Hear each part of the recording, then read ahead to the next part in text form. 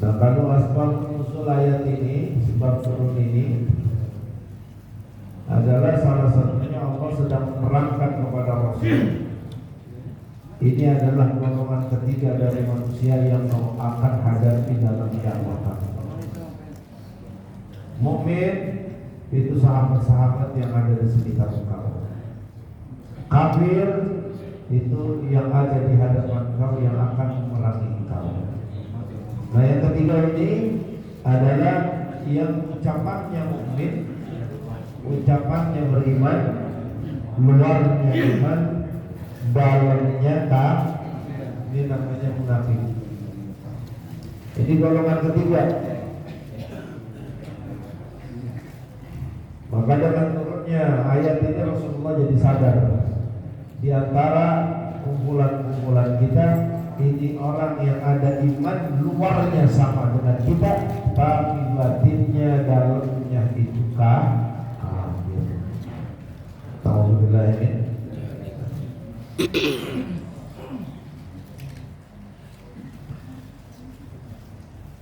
Wa minan nasi may yaqulu amanna billahi wa bil yawmil akhir wa ma hum bimu'minin. Maka memang untuk kita umat Sayyidina Muhammad sallallahu alaihi wasallam yang mengaku beriman kepada Allah, kepada Rasul, itu gak dibiarkan ucapan kita berlalu seperti itu saja tanpa ada ujian. Maka dalam surat Al-Ankabut, A'udzubillahi samil alim minasyaitonir rajim. Ahasiban nasu ayyutraku ayyaqulu amanna wa hum la yuftanun. Apakah seseorang mereka itu dibiarkan untuk mengucapkan kami beriman tanpa diberikan ujian? Baru benar namanya iman, baru ada yang namanya iman di dalam hati kita. Kalau itu tetap ada setelah proses ujian.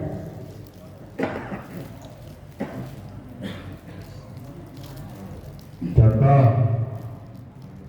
abang-abang, bapak-bapak yakin gak kalau Allah yang ngasih penyakit, Allah yang nyembuhin? Dah, palsu ini. Saya tanya sekali lagi ya, bapak-bapak yakin gak kalau Allah yang ngasih penyakit, Allah yang nyembuhin? Harus yakin, karena kata Allah dalam salah satu firman-Nya, wa idza maridtu fa huwa yashfin. Apabila aku sakit, Allah yang nyembuhin. Dalam satu doa kesembuhan yang diajarkan oleh Nabi, Allahumma rabban nas mudhiban ba's isfi anta syafi, isfi anta syafi, isfi anta syafi, la syafi illa anta.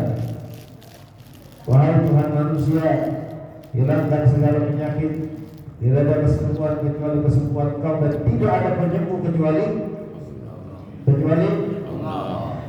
Makan dah waktunya dia sudah ngantuk. Ini kalau jawab, akhirnya makan dulu tuh waktunya. Kita jadi syukur Bang Haji pakai disediain roti sama air sama jeruk. Ya zaman dulu Bang, mana kita yang ada ngaji disiapin rotan.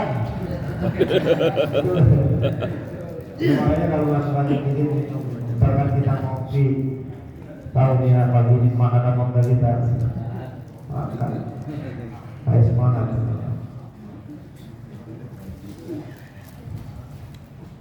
Jadi semuanya itu diuji. Benarkah keyakinan kita bahwa Allah memberi penyakit, Allah itu yang menyembuhkan? Diuji lagi. Kan kita yakin tuh, kita ucapin dulu lah, Allah uji. Benar tidak keyakinan itu ada di hati kita? Dikasih sakit sama Allah. Dikasih sakit.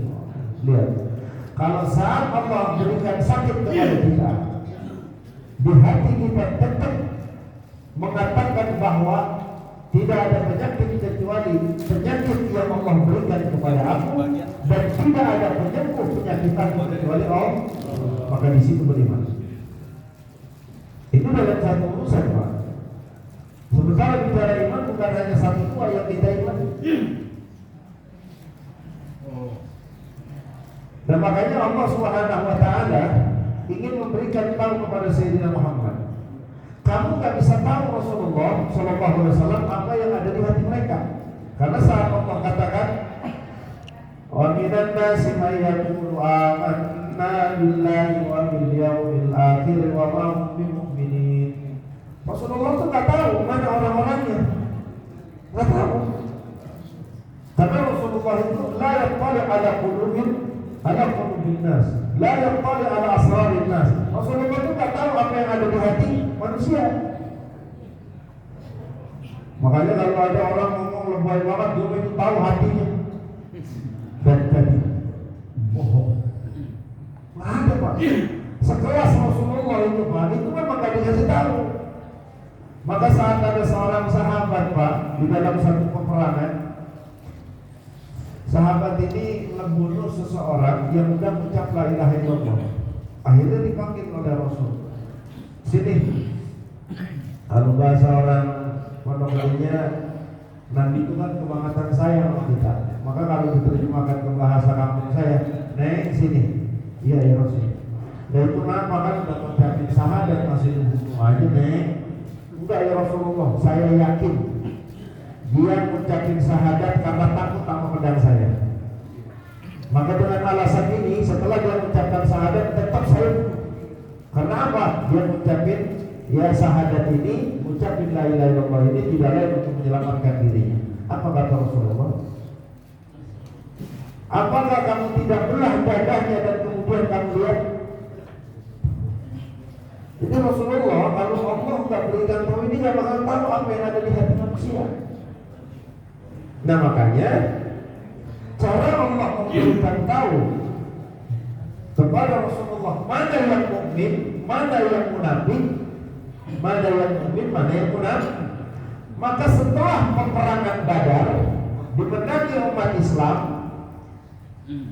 mulailah banyak gerombolan-gerombolan orang yang mukanya lahiriahnya iman, tapi dalamnya kafir.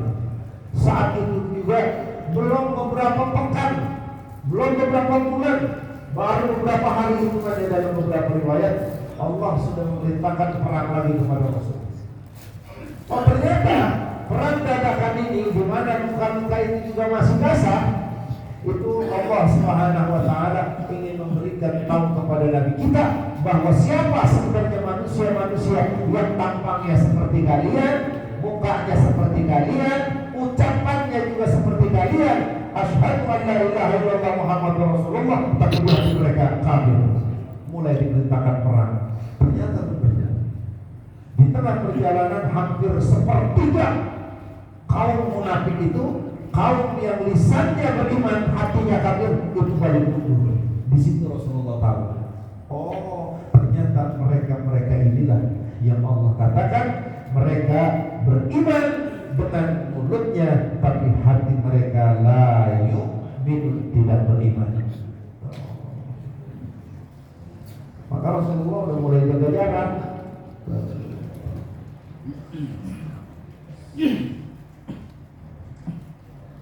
Ngerti Pak? Makanya kita ini terus akan diuji. Ya, beriman apa enggak sama Allah, beriman enggak dengan syariat, beriman enggak dengan apa yang Allah turunkan kepada Rasul. Itu diuji, nggak bisa ucap-ucap doang.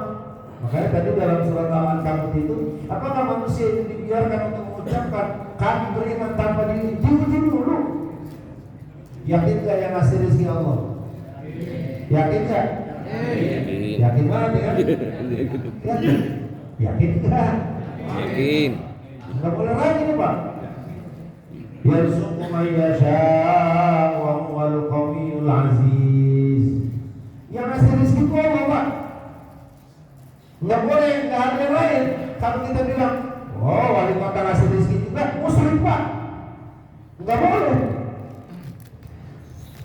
Wali kota, Abu ya misalkan di sini ngasih duit kita, orang kaya, pejabat misalkan ngasih duit, itu proses sebab Pak. Jangan kita bilang, oh kalau nggak ada dia mati, ya. Oh dia aja, tahu dia. Nggak paham ini kayaknya. Dia tahu nggak? Iya, nggak ada prinsipnya. Ini orang Betawi orang apa sih sini ya? Dia ada Betawi ini. Campuran orang kaya di itu. Saat kita yakin kalau Allah itu pemberi rezeki, satu ketika nanti Allah uji, bagaimana keyakinan kita? Bagaimana keyakinan kita? Diuji, contoh ada yang ngasih duit. Bagaimana keyakinan kita?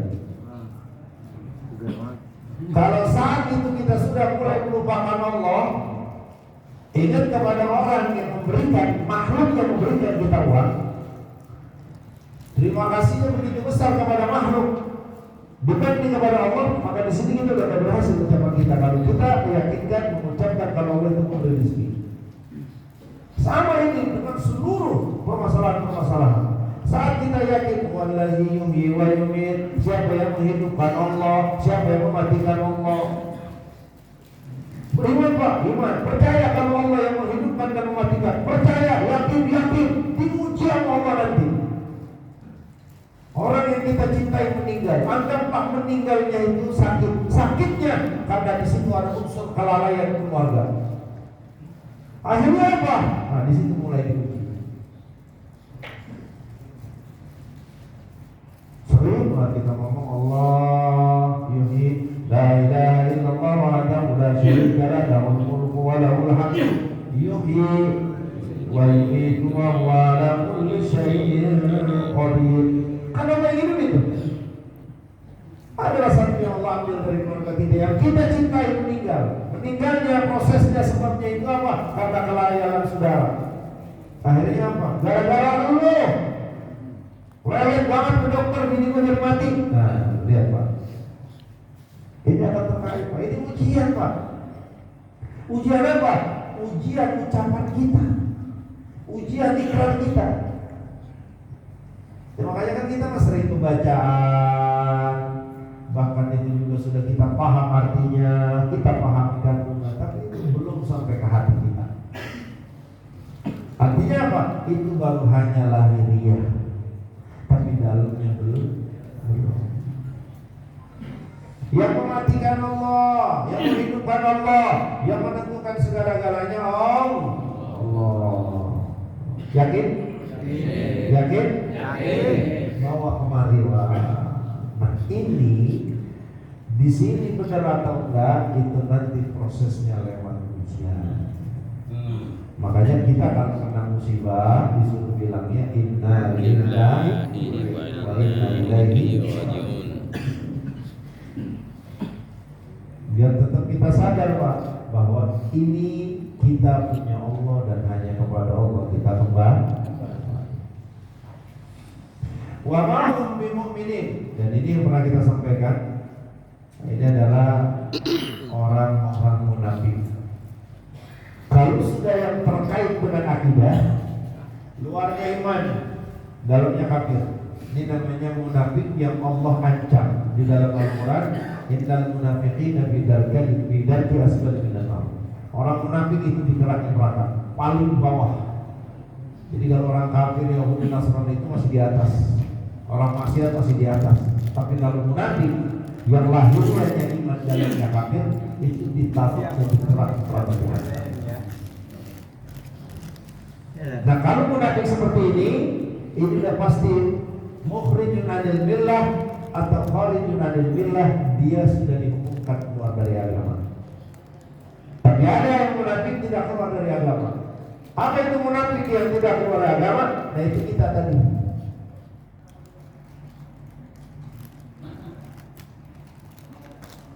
Omongan kita kagak sesuai sama hati kita, itu namanya munafik. Tapi munafik ini tidak mengeluarkan kita dari agama. Makanya kata Rasulullah, tanda munafik itu ada 3. Kalau ngomong bohong. Siapa yang kalau ngomong suka bohong? Kita Pak. Woi, jangan orang-orang yang suka ngomong bohong siapa? Emang tuh pernah bohong ini sama bini? Jarang.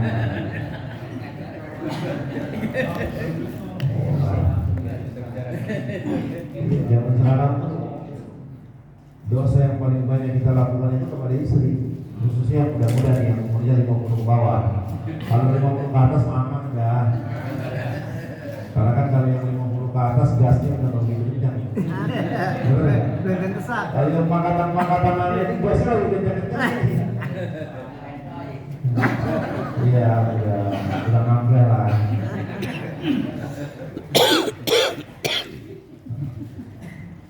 Nah, kalau dikasih amanah, khianat. Kalau diamanati, khianat.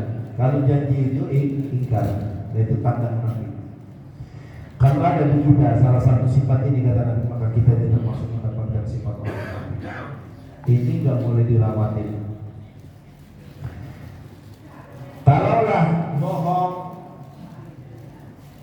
tidak amanat, ingkar janji, ini adalah munafik kecil yang tidak mengeluarkan seseorang dari agama.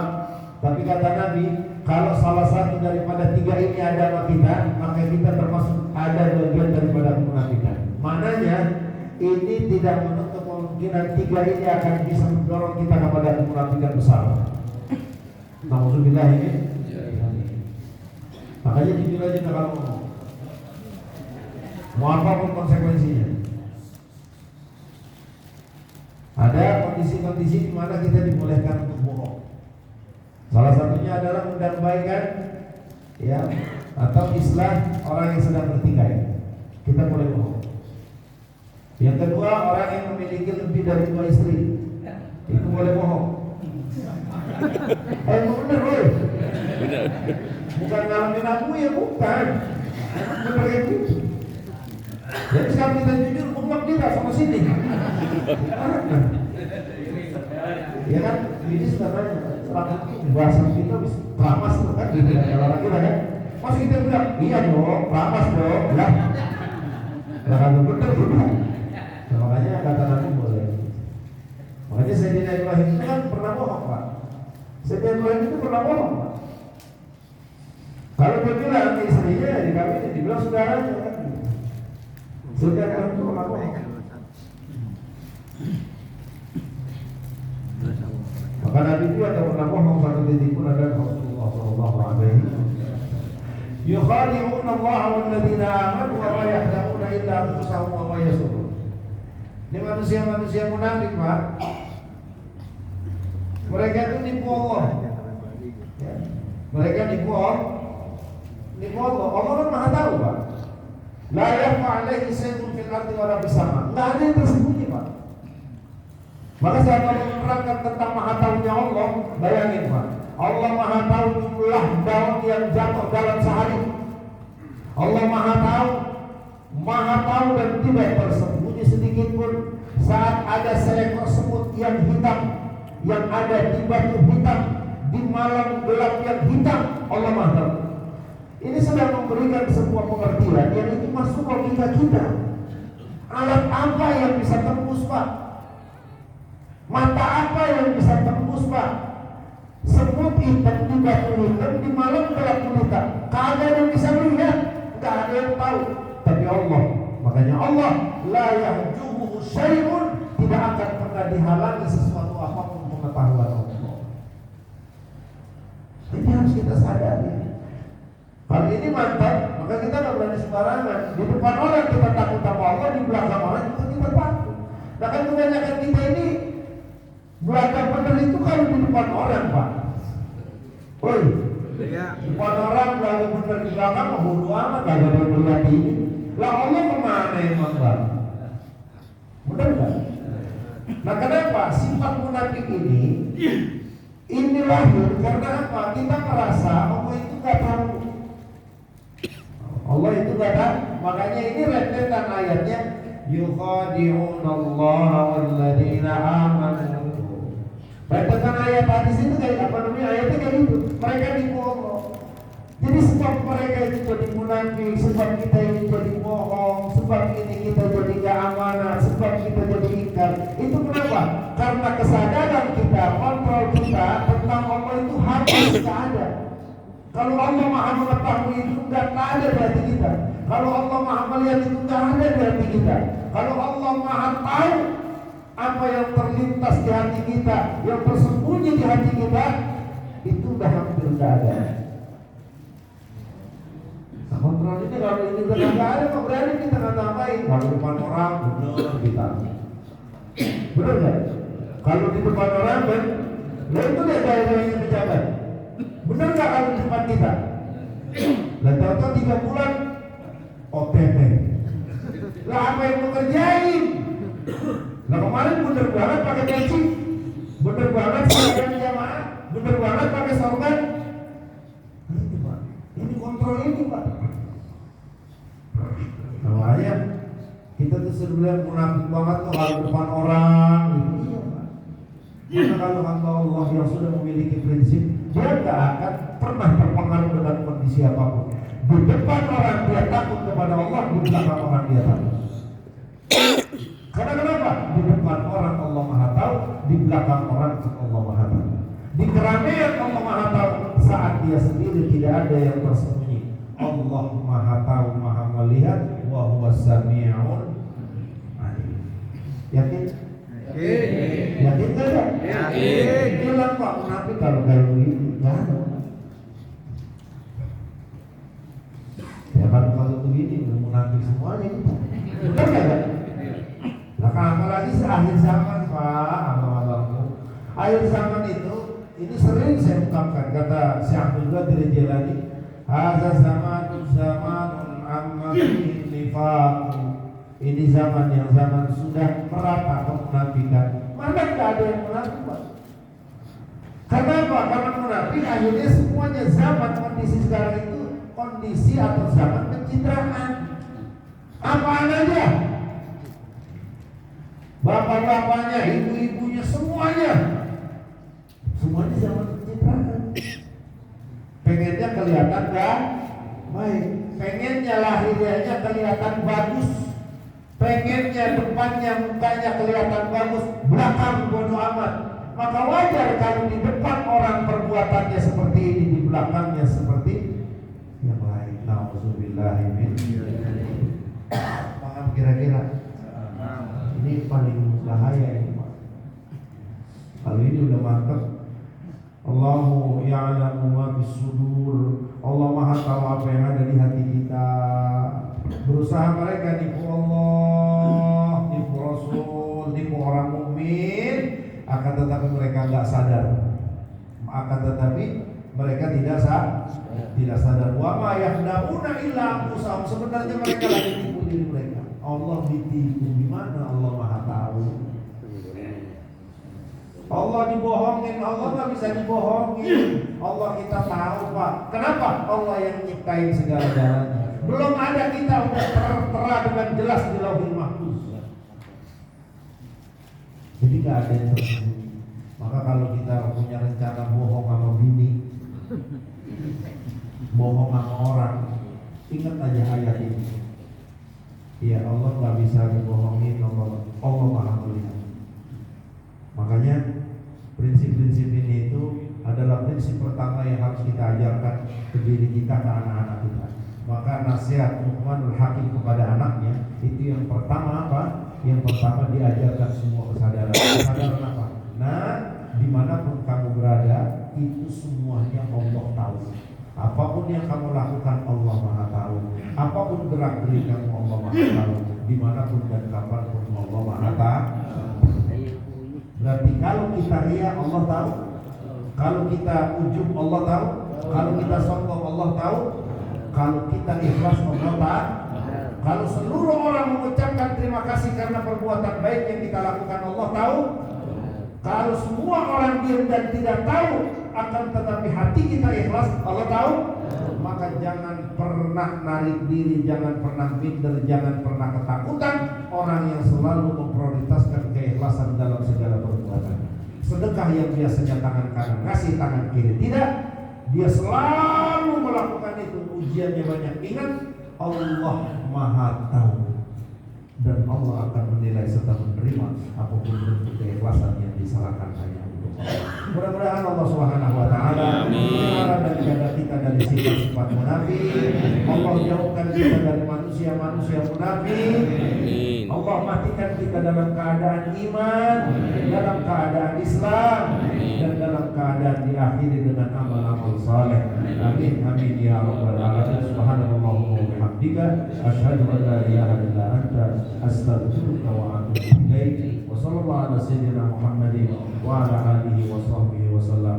Walhamdulillahi rabbil alamin. Assalamualaikum warahmatullahi wabarakatuh.